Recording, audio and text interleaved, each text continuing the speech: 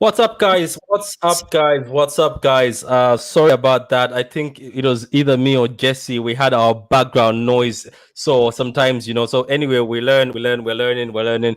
I've just got two United fans. I don't know where the other people who were looking for smoke have gone. So let me get them on. But let me introduce the two guys I have. I have my good friend, actually two good friends now. Jesse and Wantali. Wantali, obviously, one of my friends who I do the Five Rounds podcast with, as you can see, and Jesse, one of my friends who I do the talk football channel with. So guys, I know a lot of podcasts and I'm involved in a lot of podcasts. Sue me. So anyway, let's also get the other guys here who are coming from. Funny enough, it's quite funny to find out that the panel is made out of Man United fans and City fans. It's as if there is a bit of an agenda today for the City fans to ask the United fans what the hell is going on. So, guys, this football and chills one is not going to take too long. We're going to just go at it. And it's about Casemiro. Casemiro has decided to leave Madrid at the age of 30, and he's decided to join the super team Man United. The deal is done. It's 60 million plus 10 million add-ons. As most people are bantering on Twitter, they're saying he's decided to retire from Champions League football. Even his own manager Angelotti said if he wants to leave Champions League football for Europa, good luck to him. I've got six midfielders, and that's a quote from him. Angelotti, and he said it without breaking a sweat. So, guys, as we're waiting for the other two, we're gonna kick on. I'm gonna start with Mr. Wantali, who this is the first time he's featuring on the Football and Chills podcast. So, what do you think of this signing? Does it save you? Does it help you as Man United? Does it fix all the issues you have in midfield? No.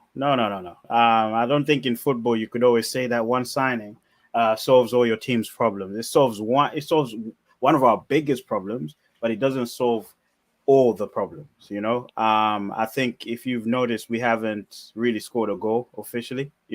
So we've got someone. We've got Cristiano he's a finisher, but he hasn't scored, so we scored what? That one goal that we scored against Brighton was an own goal, it might go down as the goal of the month, so we were laughing at Arsenal last season, and now Arsenal's laughing at us. So listen, Casemiro is definitely a personality, and I can see why, because I was watching something before I came on here, and I was watching Rio's stream, and he said, look, other people are going to think, why didn't we go for Declan Rice? Because we spent what is it, 60 mil plus 10. But obviously Declan Rice would have cost us 150. That's what they wanted. So people were like, why not go for Declan Rice, give a player, swap a player instead and whatever.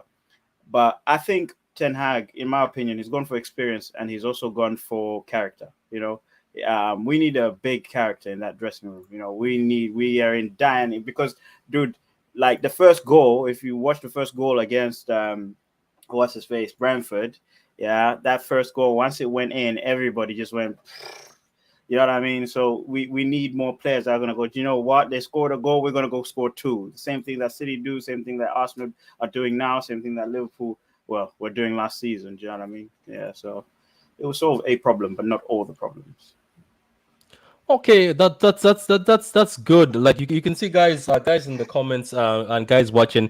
One Tali says signing the four times Champions League winner Casemiro is not going to save the issues in midfield. What about Jesse? How do you feel different? Do you feel like this is the guy you've been waiting for? Because to be honest with you, as somebody from the other side of Manchester, no matter the banter we've been doing, I still feel sad when I see people like McTominay is still being paid to play football. Now you've got somebody who's a bit competent, but are you not worried about his speed? Because everybody's talking about that the Spanish league is a bit slower, and if he comes into the Premier League, it'll be faster. And for him to come into the Premier League at the age of 30, which is obviously later on in his career, even though this is not FIFA, guys, 30, some players are ballers. Fernandinho at that age was still balling. What do you think? Do you think it's going to help your midfield, and him coming at the age of 30 is a big of an issue? Look, look. Liverpool have who? Liverpool have Henderson and Fabinho. They're not particularly fast, are they? But they know what to do. we had Carrick, right? Carrick was not a speedster, but he knew where he needed to be and what he needed to do. It depends on how you set up as a team. You know what I mean? And what kind of spaces you have and who's partnering that midfielder. Now, Casemiro and Fred, I'm not going to say I know this stat, but somebody was saying that they've held a lot of clean sheets together, Casemiro and Fred. One is very mobile and tenacious. The other one stands still, So I feel like Fred's going to shine with Casemiro. Players like that are going to shine, So I'm not really worried about his mobility more than anything else. It's literally getting a person in that position who can receive the ball from the back line and give it to the front line and is press resistant as well. He doesn't really need to be a leggy player. It doesn't need to be a Rashford or whoever it is, as long as he knows what he needs to do and what his job is. Rodri is not particularly fast, and you guys are doing okay. So I don't see that being a big problem. The age profile doesn't matter at all. 30 is the new 20 or whatever it is. Like, yeah, and if you actually go ahead and watch his games, he is positionally sound, which is a great point. Sorry, what was your name? I'm trying to meet. One Tally, bro. One Tally. We were just talking backstage actually a little bit. Yeah. No, positional sense is everything. And he's going to come in here with banks of experience. Now, my biggest concern is the fact that, does this mean that we're not playing a double pivot, which is what Ten Hag wants to do? Are we going to play with 1-6 and 2-8s? Now, that's fine by me. But now we're starting to ask questions of, was Ten Hag backed? Now, we all have our own concerns as United fans, because it looks like he might have given them a list that they weren't able to fulfill and get him the players he wanted. Now it's up to him to be a problem solver. Does he bring in Casemiro, which let's face it, even if he wasn't the player that Ten Hag wanted initially, you basically you put down your short list and you say, we can't get this, but we can get you one of the best DMs in world football over the past decade. You can't say no to it. So I'm more interested in seeing what Ten Hag actually does rather than the signing of the player. We can talk about salary, age, and all that, but I don't think any of those really apply when, like Tally said, we just got a player who fits into that Carrick mold. Not as good of a passer, but he's competent on the ball and he scans and he's always positionally sound. So, yeah. Okay, so it looks like it's not only the two United fans that are agreeing. Master 20 says this is a very good signing for United. Okay, cool. What about you? What about you, Hugo? What do you think? Do you think the two United lads are right that this guy, doesn't matter if he's on 400k, coming on 400k a week? It doesn't matter if he's been bought for 70 million. It's a matter of how good the player is. He's not on 400k a week. Come on now. How do you know that's what's been reported by Fab. By so who? I'm going off Fab. Fab didn't even say that. Fab didn't say his salary didn't get. He said his salary is not getting doubled. Obviously, it's a longer term contract. I believe it's just a little bit more, but it's a longer term contract. That's what attracted him because he's 30. You know what I mean? So I don't think. Wait, you didn't see 4K. No, I saw 4,000. It's not 400k. It's probably under 400k, but it's not 400k. It's not gonna be. Come on now, it's ridiculous. We can't hear you. We can't hear you, Hugo. Just type in the private message. We can't hear you. No. Try coming out and coming back in. Coming out off and coming back in. What about yourself, Kundo? You've been very quiet. What do you think of this Casemiro signing? Do you think this is the right direction for Mr. Erik ten Hag, who both of you and me rate as a manager, and we wanted at City at a point in time? If maybe Pep left. The reality is he has no choice, right? I remember last week there was a guy from United who was arguing with me about Frankie de Jong, and I told him Frankie de Jong was not going to United. He asked me, he said, I told him 100%. And he was still arguing with me. Can you hear me? I don't know about that one, though, but go on. Can you hear me? Okay.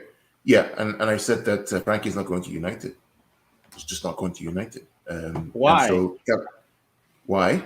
Because Frankie de Jong loves Barcelona. Because Frankie de Jong's not going to leave to go to United to play Europa League. He's not going to do it. It's not about him. It's not about Ten Hag liking him as a father. He's just not going to go. There's no incentive for him to go.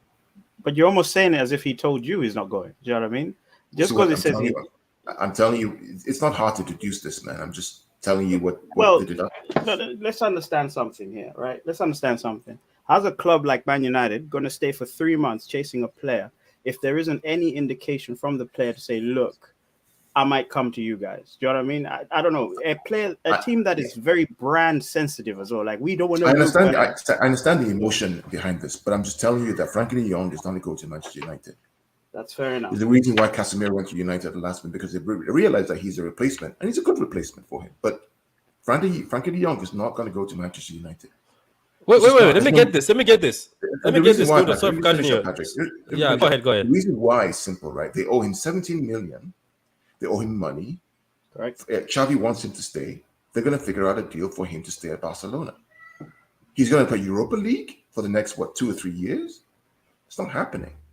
It's just not now. Casemiro, get me wrong, I like him. He's a great player. He's won everything he needs to win. There's nothing to prove. He can go to United, make a cash day, and do well. But this is the interesting thing, though. I 100% agree with you, actually. But I mean, ultimately, we did have the deal could have been done at some point. I understand that Barcelona was being difficult, and we weren't going to ever pay the deferred wages. I don't think Chelsea will as well. The big issue that comes down is I think we're at the point where, but for some reason, I just have this feeling that he's staying at Barcelona. But the problem also then becomes, why are we then trying to invest later in the summer, this Antony news and these little things here or there, which is where we start getting ourselves into trouble. We could have gone Antony for 60 million euros, maybe even less at the beginning of the summer. Correct. But now we're going to go put in a 100 million euro bid for Antony. And it's the and I know that this is one, I'm just going off topic a little bit because I actually have to go here in like 7-8 minutes to do my own stream. But the problem with United really is that it's criminally mismanaged. And so when I was having a conversation with Pat on our stream the other day, I was trying to explain, but I'm sandwiched between a City and a Liverpool fan there. I'm trying to explain that all of the problems in our club come from the top. People start asking, well, okay, so you have your cultural issues. So how are you going to solve the issues at Manchester United? Isn't that on Ten Hag? That's why they hired him. But then you have on the other side, Joel Glazer's refusing. He's blocking the transfer of Cristiano Ronaldo, and he's basically handing the first. How is a manager supposed to reverse player power when the ownership at the club is basically telling you through their actions, 110%, you don't have the power. The players have the power, and then people are saying, well, it's on Ten Hag to do a cultural reset or set that in motion. You can't have it both ways, and it bugs the hell out of me that people think, and it's not all rivals, and I understand that you guys listen, and I understand the difference between banter and having real football conversations, as we typically do have on this channel. Yeah, any of your guys' channels, but it's a real problem at Manchester United that isn't something that fans can even solve. It really isn't, because it comes from the top. Yeah, but are you not happy that they're investing? Like right now, they want to drop 100 piece on Antony, and I've invested 70 on this amazing footballer who some people are saying he's the best DM in the world. One of the best DMs in the world. You have to understand that this has been 17 years of problems. Yeah, it's simple analogy is a relationship, bro. You know what I mean? If say for example, if your woman's been tired of you cheating, bro, you know what I mean? Even the last few months or last few whatever, you take her out to dinner, you do whatever. If there's a simple indication that you look at another woman, she's gonna be thinking of going. You know what I mean? That is the simple thing as that, because we've been poorly mismanaged. Yeah, the money's been spent, definitely, but what's there to show for it? Who can you say that, look, we spent a reasonable amount of money and we got something in return, apart from, the time that Fergie left, after Fergie. I'm not talking about before Fergie, because when Fergie was there was a structure, and in fact, in his book, he said, look, I loved the fact that the Glazers allowed me to do what I wanted. The guy is a football man. He built the team from top to bottom. He knew what he was doing, and he had David Gill, probably one of the best, director of footballs we had, unofficially anyway. Yeah. So directors of football. So, to change that structure from Fergie and David Gill to Ed Woodward and David Moyes is a big step down. David Moyes was playing Football Manager with Man United. Do you know what I mean? He was going on bloody YouTube or whatever, searching players and going, I want that player because he looks good, he's marketable, whatever it is, spending whatever money, not knowing values of players. Do you know what I mean? The Glazers don't even know the offside rule. How are they going to manage a football club? So there's a lot of pain in a lot of United fans. Didn't David Moyes only get the guy from Everton who came across with him, that Fellaini? No, he got Wasn't Mata. he the only one? He got Mata, didn't he? He got Mata in January. You got Mata in Yeah, but January. Mata, you couldn't say that Mata was rubbish. Mata was a two-time player of the season for Chelsea. Who were playing good at the time, so I wouldn't say Okay, Mata was rubbish. I mean, but Fellaini was, but was he suitable for Man United's system? Yeah, he wasn't at all a Moyes player. Was Mata a suitable Man United signing? The whole time he's been there. What was the system in the first place? That's the question, right? look here, you guys There are wasn't way one. after Moyes now to blame Moyes for all the crap that has been happening at Manchester City right now. You guys are wrong for doing that, man. I think Well, you should. Moyes ain't the problem. Moyes wasn't the problem, and that's why you still have a problem now. You need to understand what I said. We went from Fergie and David Gill to Moyes and Ed Woodward. All right. Moyes hasn't won a Premier League title. Still, Champions League, nothing. Neither right? Wasn't he picked by Ferguson? A lot of people come into management not having won anything. Fergie didn't get to Man United being a serial winner in the PL or anything either. And if we look at the other managers, Champions League final with Aberdeen, bro. Can I just say something real quick about this, because this is important, is that we didn't actually have a footballing structure at Manchester United after Fergie left. Fergie was the structure. He was the club. In a lot of ways, people try to tell me, oh, I've had this question a million times leveled at me. Oh, is Sir Alex Ferguson bigger than the club? No, he's the exact same size as Manchester United because he was the entire club. And so we didn't have a structure. So David Moyes got completely screwed over by Sir Alex Ferguson. 100%. Because there was no structure to support him at all. We had conversations with Pep at that time, probably Carlo. I think there was one other. Mourinho too. Mourinho as well. And they all said, this isn't viable. We can't do this. Like, there's no way I'm coming on here. And in a lot of ways, that's been our downfall, not just because of that, but because 4 years later or 3 years later, we're going after Klopp and nothing had changed. And so now they're trying to change it, but they don't know what they're doing. And they're putting the wrong people in place because they're hiring internally instead of bringing in Ralph. I mean, the moment we hire the right person, we bring in the right person who's transparent, says what we need, open heart surgery. It doesn't take glasses to see that this is what the club needs. And the moment he says that, he pisses off the ownership and they get rid of him. Like, it's a mess. But this is Casemiro. Just before I have to go, Casemiro, very, very good signing, a signing that I would have liked to see before. But do I have any hope that it's going to work out? No, because from the top to the bottom, the entire club is completely rotten. So it doesn't matter what happens, because you'll still have players gobbing off in the dressing room and leaking stuff to the press. Ten Hag is Maguire. Ten Hag is screwed. Everyone's screwed until the Glazers leave. So that's my message, anyways. But boys, thank you very much, Jesse, man. Thank you very much. Jesse, always a pleasure, Jesse. Always a pleasure. Yeah, of course. And Montali and what was your name? Sorry, down bottom. Hugo. That's Hugo. Hugo, my man. Yeah. No, I'll chat to you guys later. Make sure to go ahead and like and subscribe, boys. And I'm sure Pat will throw out our channel later on. So cool. Yeah. He's about to start a stream, guys. I'll throw his channel in the comments so that you guys can be able to go that side. And thank you very much, Jesse. A pleasure, man. Yeah, boys. See ya. Yeah, so I mean, look, I just wanted to add a little bit to what he said. I'm a little bit hopeful, not because they've made this investment or whatever it is. They've at least backed the manager. Like, okay, not enough, but they're giving him players. You know what I mean? He needs players. Like, he's probably gone there and said, listen, I'm dealing with Fred, McTominay, and I've got Maguire at the back, whatever it is, right? And they've gone, you know what? We'll give you something better. You want De Jong, but we'll give you something a little bit better, What I want to see is players like Casemiro. I hope this is not just the one that we get. If we get a few more players like him and get rid of the McTominays, the Luke Shaws, and these guys, it will change something in the team. Because if Bruno Fernandes was able to come in and just lift people up a little bit, imagine bringing players like that, 3 or 4 players like that in one window who can sort of, show the team that, look, man, put a shift in and you might actually win a game, It's quite important to have those type of players. That's what I think.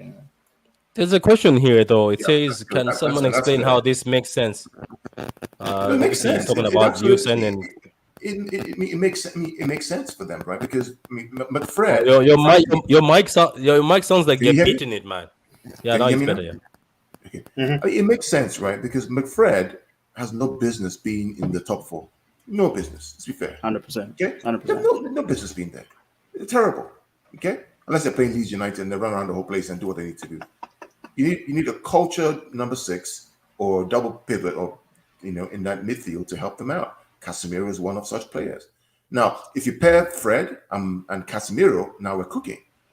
Because now you have the work rate of Fred, who's younger, who can run around, and then the discipline and intelligence of Casemiro, who can help in that midfield provide the anchor. Right? So it's undoubtedly a much better move for them.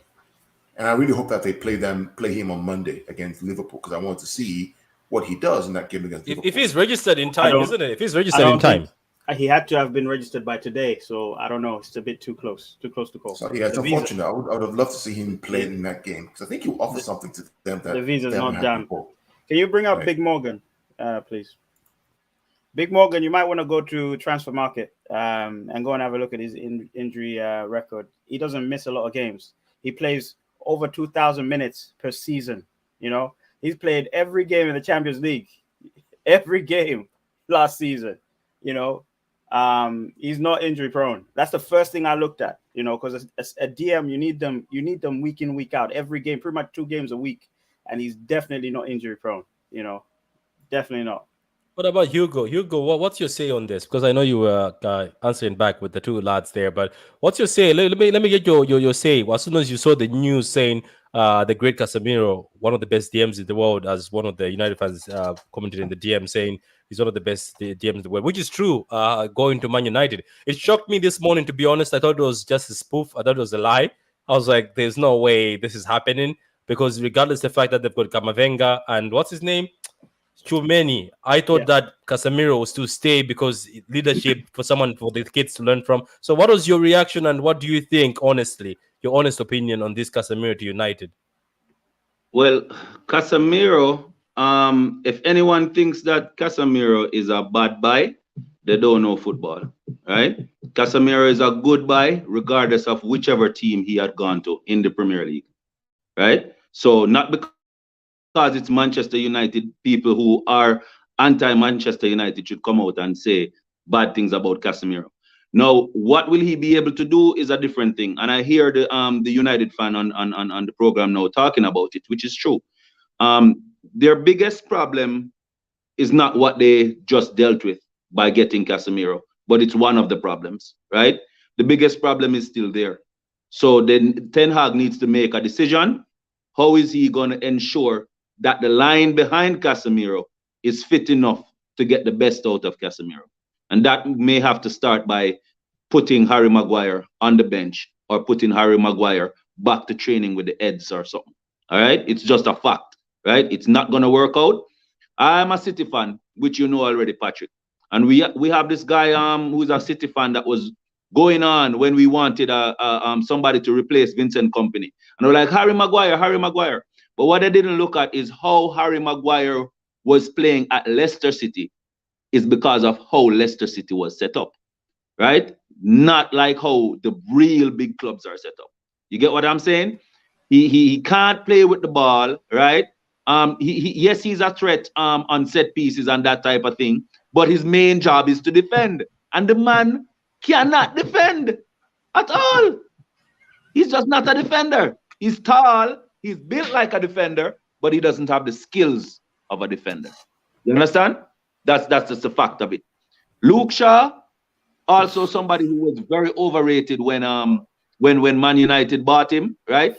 And they need to look at on the lateral sides of the defense also. They need to see what they can do there. It may not be perfect, but I believe that the other defenders that they have there, as long as they're fit, they need to throw them in instead of Maguire. See what they can do. The fact is, I think they play the ball better. So if Casemiro can get something going with them, then something will work out. Up front, Man United is still going to need, if they're going to play Ronaldo at center forward, right? They're gonna need to have him doing less of that tracking that a Ten Hag may want him to do, right? With Casemiro understands that. You understand? And Casemiro won't be straying from midfield. That's one thing. You ain't gonna get Casemiro going up there passing Bruno and them to try and go up. Sometimes you'd have Fred and McTominay them straying a little bit because they don't understand what they're supposed to do. These guys spoke about it. Positional play, right? That's what Casemiro is a master at. Good. So what that means now is that Ronaldo can stay up there. But then again, on the wide now, Ten Hag is gonna have to find out who the best guys are for him, and he's gonna have to get those there. I think the guy they're missing right now, that young Greenwood, with what he was coming with, I think would have been a better option for them now than what they have now, right? Fell into all that crap, so you know it's what it is. It's just their bad luck. You get me? But Rashford wide, Martial wide. The problem with them is that it's too much hot and cold, hot and cold, hot and cold. There's no consistency there, right? And those guys, they kind of were just being hyped because they were playing for Manchester United, right? Because the fact of the matter is, there are a lot of other players. They are not top. They're not top 4 in any of their positions. That's what you look at, you know. Because if a team is going to get into it, the team has to be made up of top 4 players in their positions for the team to get to top 4. And I guess what Manchester United is trying to do now is to get into top 4 first of all, because they won't be challenging this season. So they just want to get back to Champions League football, right? And with this now, I don't know if they're able to find a couple of young players too. It's better to get out these rotten eggs and put some of those in. Will Ten Hag have the heart and the courage to go and do something like that? You understand? Because hey, it's something that even Ferguson used to do too, but it's something that all the top managers do. You understand? Klopp found Alexander-Arnold from nowhere. You get what I'm saying? So Pep knew that Foden was already there when he came in. They said, "Hey, we have a kid. You need to look at him." United now need to find somebody again who would not be rotten, who can deal with what they need to deal with in the club. Somebody who they're paying £50,000 a week or something like that. Because these guys with their big ego, they're collecting their check and not doing anything. Casemiro though, I'd pay him whatever he wants because at the end of the day, he's not gonna be there just collecting money. That guy has pride, man. Remember, he was bought by Real Madrid for $5 million. So he doesn't have that thing in his head, you know, like, oh, I'm this and I'm that or whatever. You know what I mean? So I think it's a good signing, Patrick. There's another aspect of this that people always forget. And, you know, I'm not one of those fans who just goes on and trolls. I look at things, I try to look at things objectively, right? United have 2 paths to get to Champions League. There are 2 paths. One is top 4 and the other is the Europa League. Now, if you're a smart man, right, you're betting on United winning the Europa League, especially if they have good players coming in like Casemiro and other good players. They're probably one of the picks. So the question now becomes, if United win the Europa League, they see their team in next year's Champions League. Why would I kill myself, smash myself to win the Premier League against Liverpool, against City, against Chelsea, against Tottenham, when I know that the easier path for me, frankly, to get Champions League is Europa League, which they are well placed to do. So you have to look at things from that whole perspective, right? What's the objective? The objective for the club is to make sure they compete or to get to Champions League. And there are 2 paths to do that. The 2 paths to do that. That's a good... Sorry. Go ahead, Anthony, go ahead. No, you carry on. I'll come up. Yeah. So, you know, that's how I like to look at football, right? Okay, you know, where are we right now? What are the options? What's our objective? What's our target? Our target, clearly, every team's target right now is Champions League football. City, Liverpool, United, Chelsea, Arsenal, Tottenham. That's the goal. That's the number 1 goal. Winning the Premier League is a bonus. The focus is UCL. Because without UCL, you have problems. Money, players, you name it in the future. United have 2 paths. Okay? City have 1 path, which is top 4. United have 2. Unless City win the Champions League again. But that's infinitely much harder than it is to win Europa League. So we have to look at things from a football perspective as to what are the targets, what do we need to do, what do we need to reinforce ourselves to be able to compete on those 2 paths, which United are probably doing by adding Casemiro. That's kind of what I want to say, Patrick. So that's a good point. Good point there, Carl. It's a very, very, very good, very, very good point. I mean, I'll speak as a United fan out of emotion, right?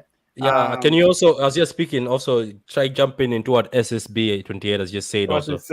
What did he say? He says, I wonder if this sign has influence on CR7 leaving and if this is the board way of saying stay. Do you know what? I actually think so. I actually think that Cristiano as well had something to do with this, because for me it never made sense when they said, look, we're going after Casemiro. It never made sense to me. Like, why is he going to want to come to a team like this? You know what I mean? Why? You know, I know that he's going to play fine, but he's at a team that works, a working formula.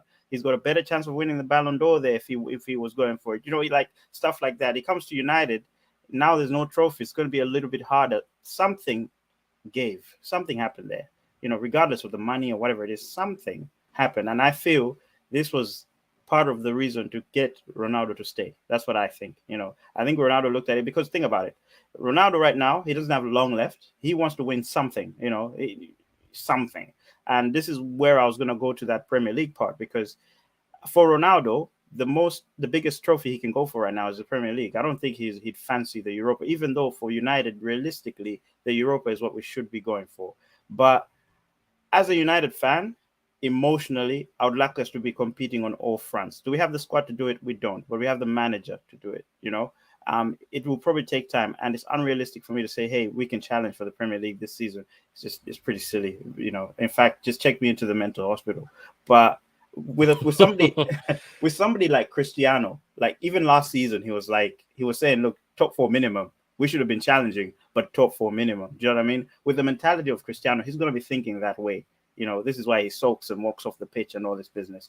So, yeah, I think, there is a relation there. But, yeah, I'd like to see United compete on all fronts. And we've never really been a team that just goes, okay, do you know what, we'll focus on one cup. But I would like to see it happen. But the realistic thing is Europa is our best bet, to be honest. So. Yeah, Big Morgan says your target is not to go down. Says nobody wants Cristiano. That guy's a troll. Morgan is he's a regular here. He comes here. I think he just wants smoke. He's like me. He's like me. He wants a comment. This is the quandary. This is the problem of the Premier League, right? This is the problem. And the problem is you have 6 or 7 teams who can win the competition but also finish top 4. So the question now becomes, the Europa League almost adds like what I call a safety valve. Okay, you don't make Champions League, you're not top 4, you're 5th. But then that's the option for you because you're strong enough to win the Europa League to get back to the Champions League. Oh, and by the way, next year, in 2024-25, guess what? It's now 5 teams that can qualify for the Champions League from England because of the coefficient that UEFA's put in place. So all of a sudden now, it's no longer top 4, it's now top 5. Right? Because of the performance of the English teams in Europe for the past couple of years. That's a new rule UEFA's put in place. So all of a sudden, this idea of top 4 no longer is applicable, it's now top 5. It's now top 5. And if you're 6th and you win Europa League, guess what? That's now 6. But there's a rule that you can't have more than 5 in the Champions League. But you get my point, right? The competitive nature of the league itself is creating this snowballing effect of having more teams in the UCL, either through Europa League or now with the new UEFA coefficient as top 5. So it's from a footballing perspective, these are discussions that I like to have about, okay, what are the strengths and weaknesses? I mean, Casemiro is a good buy. Don't get me wrong. He's a fantastic player. Let nobody make any stupid jokes that he's 30 and cool. No. He's a good player.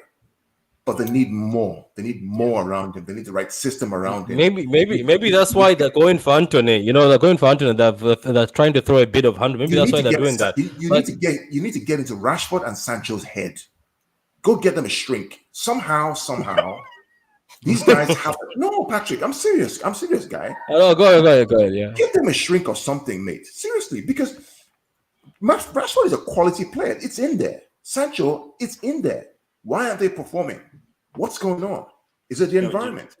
Is it the leadership? Is it the club itself? What's making these guys...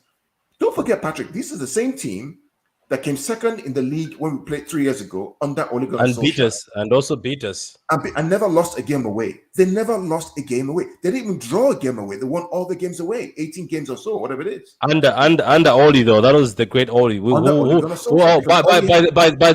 the way, Wantali, Kundo said when you signed Ronaldo that Ronaldo is going to be the downfall of Ole, and it looks like it was true. He was the problem, Patrick. He was definitely the problem. Ronaldo. Ole Gunnar Solskjaer had a definite way of playing. He leveraged the strength of the team, which is going to counterattack you to death. You play a high line, we will kill you because we've got pace and power, right? We don't have all your technical skills, but we'll run you to death. That's why they never lost an away game, Patrick. You now introduced Ronaldo with all his clout, and he's great. Don't get me wrong, he's a great guy, but you upset the natural balance that the team has established. Now you have to fit him in. Now it's not as quick, it's not as fast. Issues with the dressing room. And here we are today. Right? It's no surprise that during preseason, United were balling. Why was United balling preseason? There was no Ronaldo playing. He was in Spain or in Portugal. Now he's back. Blue Studio, wait, just wait. Blue Studio, unfortunately, we're about to end. It's already about to end. I would have sent you the link, but we're about to end. Gundo, part of the problem, well, the big part of the problem of last season was definitely Ronaldo. I'll tell you why first. First, it started up here. It started in the minds, okay? These players were like, look, we're doing so well. We came second. Cool. Ronaldo comes in. Second's not enough. We're going for the Prem, right? Now, these are players that up here, they're like, you know what? We're happy where we are. You know, we're happy with the coach lollycutting us or whatever it is. First thing goes bad, everyone drops. You know, mentality drops. That's the first problem. These guys didn't really, I don't know. I think the pressure got to them. This is what I think. I think the pressure of being around a player that great got to them. You know, that's the first part. The second part is not entirely because of, I guess, how we played counter-attacking, because I believe Ronaldo can play in a counter-attacking team. I believe so. You know why? Because if we have quick wingers, right, all Ronaldo needs to do is sprint to the goal and tap the ball in. That's all he's got to do. You know, he doesn't have to press. He doesn't have to. He can just sit there and wait. Literally, make that sprint, go in, or even head the ball. I don't think that was the problem. I'll tell you what the problem was. We were struggling to break down small teams. That was the problem, right? So Oli said, you know what? We're going to start moving up the pitch. We're not going to do what we normally do, sit back. We will move up the pitch, all right? We were terrible at keeping the ball with Oli. Terrible, because we had Fred and McTominay. What does Fred do? Fred loses the ball. McTominay passes sideways. You know what I mean? Bruno wonder passes. You know why? Because we play counter-attacking football. So we started losing the ball a lot upfield with a Maguire in defense. Guess what happens? Counter-attack goal. Liverpool were beating us terribly at that. They'll get the ball off us. Trent Alexander-Arnold gets the ball. Okay, Salah's opens, pinged it to Salah already, gone. Or Mane, cross to Salah, goal. That's what was going on. Or Salah beats the last man because Salah loves a one-on-one. You know what I mean? That is how teams unlocked us. This is what I feel was the problem. Oli had no plan B, and I told Patrick this a long time. He had no plan B. But when he started thinking, you know what, I need a plan B so I can win the trophy, it just went. It went. When the confidence went, doesn't matter what system. What about this comment, though? What about this comment? It says, I think United should have kept Pogba if they got Casemiro. And then he writes down, SSB writes that Casemiro, Pogba, Eriksson, midfield would have been interesting to see. No. Again, I'll tell you something about, I love Pogba ability. You know, like United have so many players that have good ability, but terrible mentality, you know? And we needed to get rid of Pogba. Sometimes you just need an old-fashioned, I just want to get things done. A Roy Keane type of player. You know, you need a few of those in your team. Not a lot of these talented but can't do nothing. You know, you need a lot of those players that are like, I'm going to win this game. I don't care how. I'm not that great with the tiki-taka skills, whatever, but I know how to get the ball past the net. You know what I mean? At the end of the day, because that's what it's about. And Pogba, for me, he was a Rolls Royce of a player. Definitely. Big fan of the guy. You know, don't understand the criticism behind it. Well, I do, but it's too much, right? But for United, nah, it just wasn't right for me. That's what I think. It wasn't right. You know, we put too much on the guy. That's how I feel. And in the end, nah, it wasn't the right signing. That's what I think. Yeah, Big Morgan. What do you mean? What happened to Ronaldo? In what terms? I'm like. What do you mean that he wants to leave, or what happened as a player? I think if you talk about as a player, maybe age has got to him. He's not the same Ronaldo, but also the support system he has is not that great. I would say that. But anyway, guys. So we've spoken about Casemiro. Majority of the guys in the panel says it's a good signing. I as a hater, I hope this turns out as a Varane signing.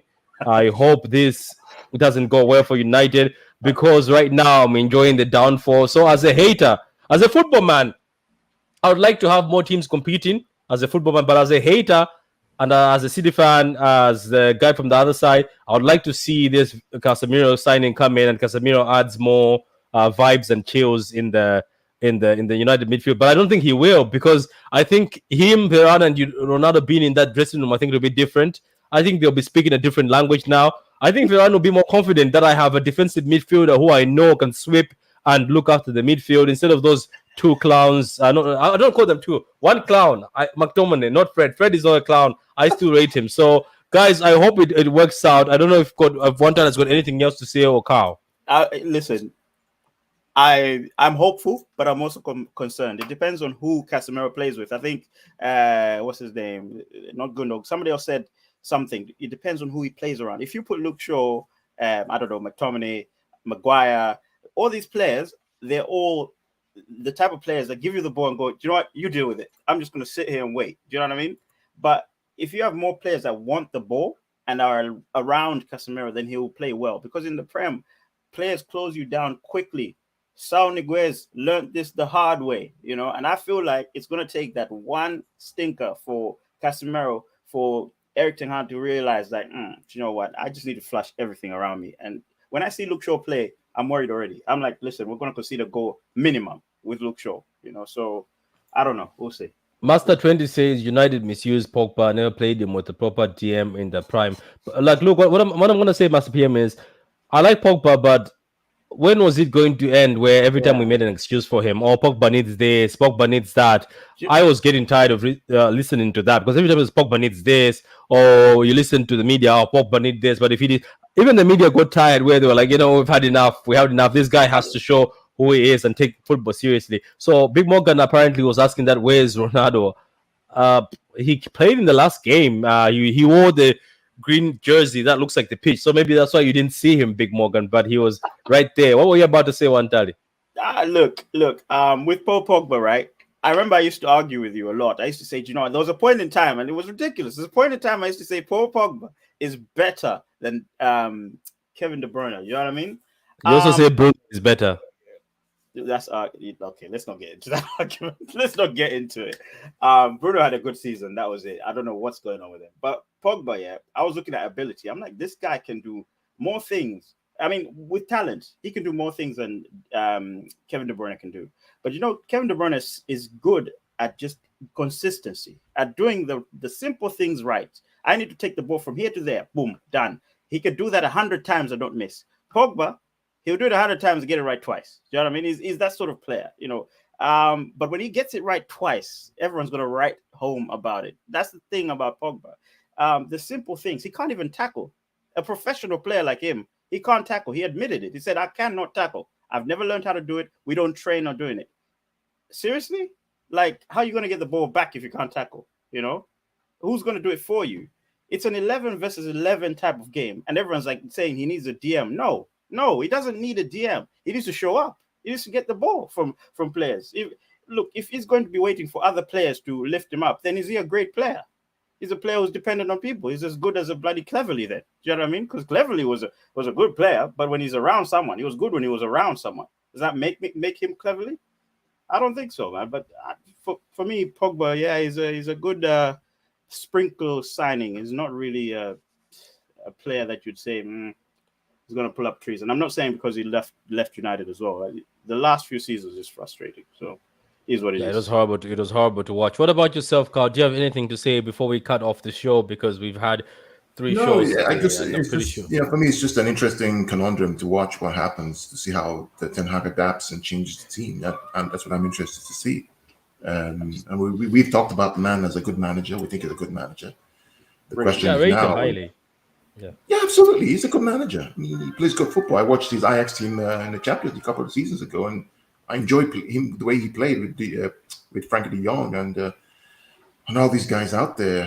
David Neres and all these guys, Hakim Ziyech, and they play good football. The question now becomes, will the infrastructure allow him to thrive? That's the big question, right? Will the infrastructure there allow him to thrive? Will the fans allow him to fail but to eventually succeed? That becomes the question. That's the biggest worry for me.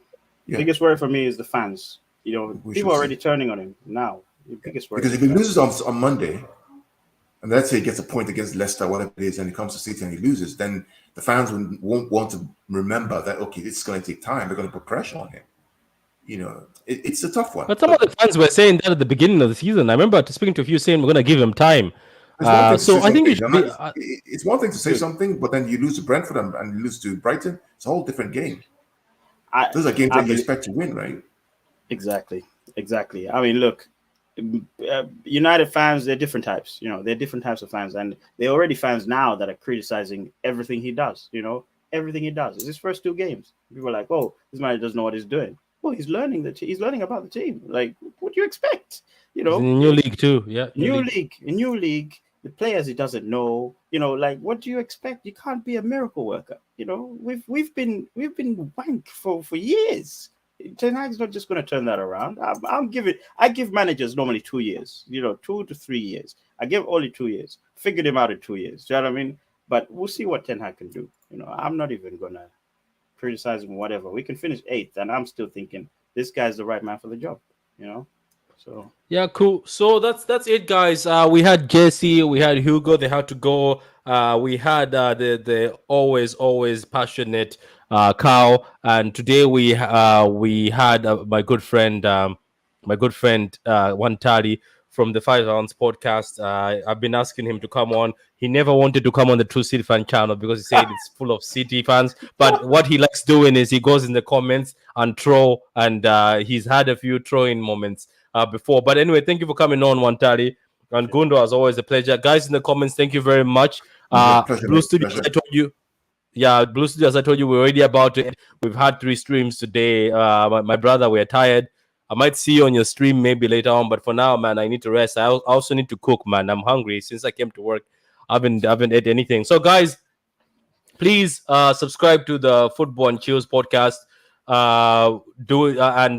We're doing new things for you. Like as I said, this is just going to be random. Sometimes you find me at 3 a.m. if I wake up thinking of football. I'll come in. I'm not just going to talk about this. Is not just about Man City. It's about everything. I'll talk about everything that's happening in football. I'm also about to talk about Lampard and Gerrard. That is the only reason why they have got their jobs is because they used to be in the English team and they were captains in the other team and they're heroes, because there's managers out there that are starving for jobs, and yet some people are being given jobs. We're going to find out. We'll talk about that.